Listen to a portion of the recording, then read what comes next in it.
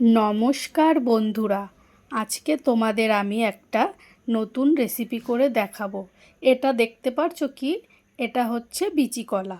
তো দেখো, এই কলাটাকে আমি রান্না করব। তো কেটে নেব কলাটাকে। তো দেখো, কলাগুলোকে আমি এরকম ছোট ছোট করে কেটে নিয়েছি। তোমরা চাইলে একটু বড় বড় করেও কাটতে পারো। এটাকে আমি একটু সেদ্ধ করে নেব নুন হলুদ দিয়ে। আর দেখো, এখানে একটা মশলা তৈরি করব। এর মধ্যে নিলাম 1 চামচ কালো সর্ষে, আর 1 চামচ সাদা জিরে, আর কয়েকটা পাকা লঙ্কা, আর কয়েকটা রসুন, আর পরিমাণ মতো নুন হলুদ দিয়ে সামান্য জল দিয়ে একটা মিহি পেস্ট আমি বানিয়ে নেব। তো দেখো, এবার রান্নাটা করব।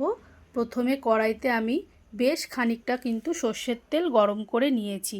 এবার ওর মধ্যে আমি 1 চামচ কালো জিরে আর 2টো শুকনো লঙ্কা ফোড়ন দিয়েছি। ফোড়নটা যখন একটু ভাজা ভাজা হয়ে যাবে, তখন এর মধ্যে দিয়ে দেব আমি বড় সাইজের একটা কুচনো পেঁয়াজ। পেঁয়াজটাকে দিয়েও কিন্তু আমি ভালো করে কিন্তু ভেজে নেব। তো দেখো, পেঁয়াজটাও ভাজা হয়ে গেছে। এবার এর মধ্যে দিলাম আমি 2টো টমেটোর টুকরো আর সামান্য নুন আর হলুদ। নুন হলুদটা আমি একবারেই দিয়ে দিয়েছি একটু। তো দেখো, সমস্ত কিছুকে কিন্তু আমি ভালো করে ভেজে নিয়েছি। তো ভাজার পরে যে মশলাটা আমি বেটেছিলাম, সেই মশলাটাকে কিন্তু আমি দিয়ে দিলাম। তো মশলাটাকে দিয়ে এবার কষিয়ে নেব। একটু বেশিক্ষণই কষাবো, যেহেতু এর মধ্যে একটু রসুন দেয়া আছে। তো দেখো, এবার দিলাম আমি এর মধ্যে স্বাদ মতো চিনি। চিনিটাকে দিয়ে কিন্তু মশলাটা ভালো করে কষিয়ে নেব। তো দেখো বন্ধুরা, আমার কিন্তু মশলাটা কষানো হয়ে গেছে, আর কিন্তু তেলটাও ছেড়ে দিয়েছে। সুন্দর একটা গন্ধও বেরিয়েছে কিন্তু। তো এবার এর মধ্যে দিয়ে দিলাম আমি সেদ্ধ করে রাখা কলাটা। কলাটাকে দিয়েও কিন্তু আমি বেশ খানিকক্ষণ কষিয়ে নেব। তো বন্ধুরা, তোমরা এই কলা কে কীভাবে রান্না করো আমাকে কিন্তু কমেন্ট করে জানিও। আমি এইভাবেই রান্না করি। এটা আমার মায়ের কাছ থেকে শেখা। তো আমার এইভাবেই কিন্তু খেতে ভালো লাগে, তাই আমি এইভাবেই রান্না করি। তো দেখো বন্ধুরা, আমার কিন্তু কলাটা ভালো করে কষানো হয়ে গেছে। এবার ওই মিক্সির বাটিটা ধুয়ে আমি একটু জল দিলাম।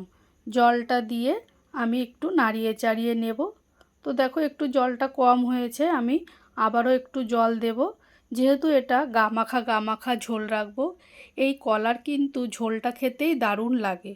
তো জলটা দিয়ে নাড়িয়ে চাড়িয়ে নিয়ে আমি 10 মিনিট মতন রান্না করে নেব। তো দেখো বন্ধুরা, 10 মিনিট পর আমার কিন্তু ঝোলটা ফুটে গেছে, আর কলাটাও কিন্তু পুরোপুরি রেডি হয়ে গেছে। তো দেখতেই পাচ্ছ আমি নাড়াচ্ছি, তোমরা কীরকম ঝোল রেখেছি, গা মাখা এরকম ঝোল থাকবে। তো দেখো বন্ধুরা, আমার কিন্তু রান্নাটা মোটামুটি কিন্তু কমপ্লিট হয়ে গেছে। আমি আরও 5 মিনিট কিন্তু এটাকে একটু ফুটিয়ে নেব। তো দেখো, আমার কিন্তু ঝোলটা ফুটে প্রায় রেডি হয়ে গেছে। এবার আমি এটাকে একটা পাত্রে ঢেলে নেব। তো বন্ধুরা, তোমাদের আজকে আমার এই বিচি কলার তরকারির রেসিপিটা কেমন লাগলো আমাকে অবশ্যই কমেন্ট করে জানিও। আর তোমাদের যদি রেসিপিটা ভালো লেগে থাকে, অবশ্যই কিন্তু একটা লাইক করে দিও। আর হ্যাঁ, কমেন্ট করতে একদম ভুলো না।